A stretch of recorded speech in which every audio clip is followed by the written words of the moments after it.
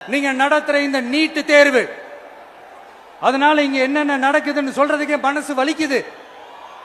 அதனால அந்த நீட்டு தேர்வு தேவையில்லைன்னு அறிவிச்சிருங்க, அது போதும். செய்வீர்களா திரு நரேந்திரபாய் தாமோதர் மோடிஜி அவர்களே?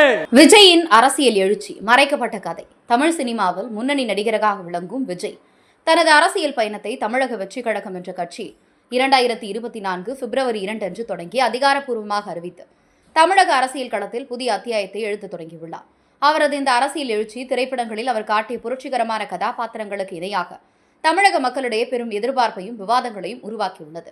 விஜயின் அரசியல் பயணத்தின் பின்னணி, அதன் முக்கிய தருணங்கள், சவால்கள் மற்றும் சொல்லப்படாத சில உண்மைகளை விரிவாக உங்களுக்கு கொடுக்க உள்ளோம். தமிழ்நாட்டில் சினிமாவும் அரசியலும் பிரிக்க முடியாத பின்னி பிணைந்தவை. எம்ஜிஆர், ஜெயலலிதா, கருணாநிதி போன்றவர்கள் சினிமாவின் மூலம் மக்களை சென்றடைந்து பின்னர் அரசியலில் ஆழமான தாக்கத்தை ஏற்படுத்தினர். விஜயின் அரசியல் பயணம் இந்த மரபின் தொடர்ச்சியாகவே பார்க்கப்படுகிறது. ஆனால் விஜயின் அணுகுமுறை மற்றவர்களிடமிருந்து வேறுபட்டது. கட்சி தொடங்கி ஒரு வருடம் அமைதியான பயணம், நிதானமாக எழுதி ஸ்கிரிப்ட் செய்யப்பட்ட பேச்சு, இதுவெல்லாம் மக்கள் மத்தியில் படிப்படியாக செல்வாக்கை வளர்க்குமா என்ற கேள்விக்கு யாரிடமும் பதிலில்லை. விஜயின் திரைப்படங்கள் குறிப்பாக 2010களுக்கு பிறகு அரசியல் சார்ந்த செய்திகளை மக்களுக்கு எடுத்து செல்லும் ஒரு கருவியாக மாறின. 2017 மெர்சல் திரைப்படத்தில் GST வரி மற்றும் அரசின் கொள்கைகளை விமர்சிக்கும் வசனங்கள் பெரும் சர்ச்சையை ஏற்படுத்தின. இதேபோல் 2018 சர்க்கார் திரைப்படத்தில் இலவசங்களை எரிக்கும் காட்சி அதிமுகவினரின் கடும் எதிர்ப்பை பெற்றது.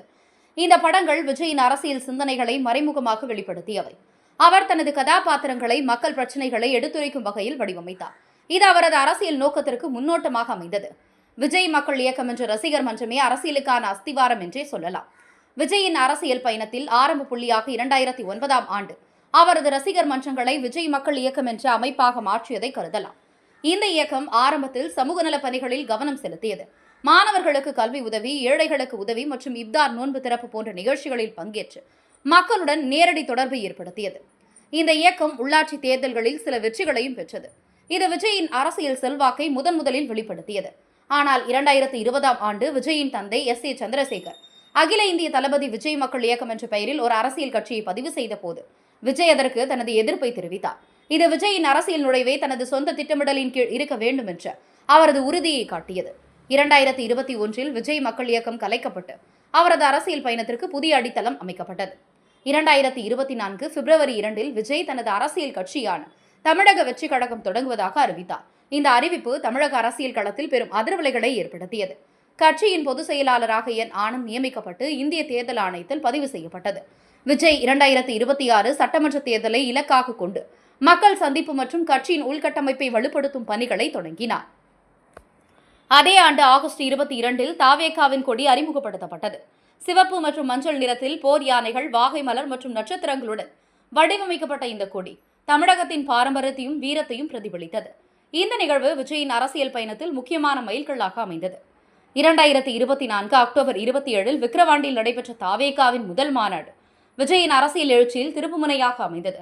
இந்த மாநாட்டில் விஜய் தனது கட்சியின் கொள்கைகளை அறிவித்தார். திராவிடமும் தமிழ் தேசியமும் 2 கண்கள் என்று அவர் கூற்று பலரை கவர்ந்தாலும் நாம் தமிழர் கட்சியின் சீமான் உள்ளிட்டவர்களிடமிருந்து விமர்சனங்களையும் பெற்றது.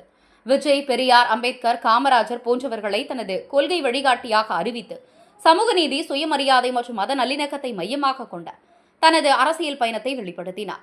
மத்திய அரசின் கொள்கைகளை விமர்சித்த அவர் பிளவுவாத அரசியல் செய்பவர்களை தனது கொள்கை எதிரிகளாக குறிப்பிட்டார். இது பாஜகவை மறைமுகமாக சுட்டிக்காட்டியதாக புரிந்து கொள்ளப்பட்டது.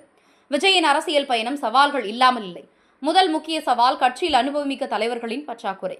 தாவேகாவில் விஜய் மற்றும் ஆனந்தை தவிர பெரிய அளவில் அறியப்பட்ட முகங்கள் இல்லை என்ற விமர்சனம் எழுந்துள்ளது. மேலும் அரசியல் போராட்டங்களில் நேரடியாக பங்கேற்காதது, கூட்டணி கட்சிகளின் ஆதரவு இல்லாதது போன்றவை அவருக்கு எதிராக பேசப்படுகின்றன. சிலர் விஜயின் அரசியல் நுழைவை திமுகவின் வாக்குகளை பிரிக்க பாஜக ஆதரவுடன் தொடங்கப்பட்ட திட்டமாக கருதுகின்றனர். இந்த விமர்சனங்கள் விஜயின் அரசியல் பயணத்திற்கு முன்னால் உள்ள சிக்கல்களை வெளிப்படுத்துகின்றன. விஜயின் அரசியல் எழுச்சியின் சொல்லப்படாத கதை என்னவென்றால், அவர் தனது ரசிகர் பட்டாளத்தை ஒரு அரசியல் சக்தியாக மாற்றிய விதம் மற்ற நடிகர்களிடமிருந்து வேறுபட்டது. எம்ஜிஆரை போல விஜய் தனது திரைப்படங்களை அரசியல் கருத்துக்களை பரப்புவதற்கு பயன்படுத்தினார். ஆனால் அவர் முற்போக்கு சிந்தனைகளை மையப்படுத்தியதன் மூலம் தன்னை ஒரு இளைய தலைமுறையின் தலைவராக நிலைநிறுத்தினார். மேலும் விஜயின் மாநாட்டு ஏற்பாடுகள், பயன்பாட்டு மென்பொருள் மூலம் தொண்டர்களை ஒருங்கிணைப்பது மற்றும் கார்ப்பரேட் ஆதரவு பெறுவது போன்றவை அவரது நவீன அரசியல் அணுகுமுறையை காட்டுகின்றன. ஆனால் இந்த நவீனத்தன்மை மதுரை மாநாட்டின் போது பொதுமக்களுக்கு ஏற்பட்ட இடையூறுகள் குறித்து விமர்சனங்களை எதிர்கொண்டது. விஜயின் அரசியல் எழுச்சி தமிழக அரசியலில் ஒரு புதிய அலைக்கு வித்திடலாம்.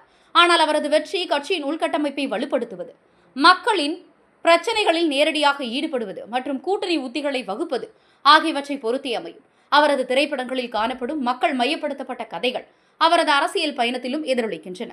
ஆனால் எம்ஜிஆர் மற்றும் அண்ணாவை போல நீண்டகால அரசியல் அனுபவம் இல்லாதது அவருக்கு ஒரு சவாலாக உள்ளது.